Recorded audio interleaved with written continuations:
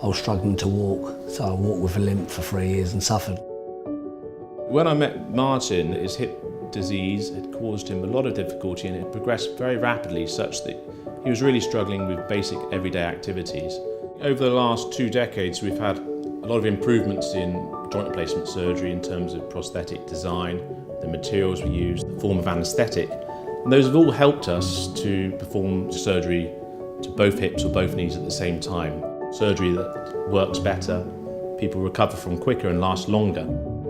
I've done a lot of marathons and also I played a lot of football up till I was 46, so I was in quite a lot of pain.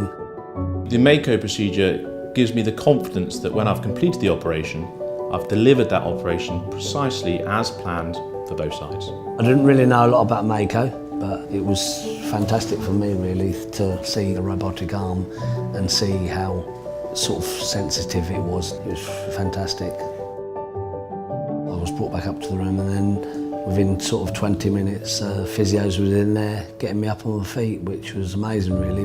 I'd lost all the pain which I was suffering from before in my legs.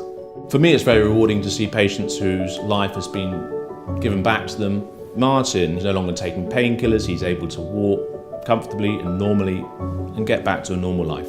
7 weeks after the operation, I'm managing to get out and walk about with my wife, which is really good, and not being in any pain and feeling positive.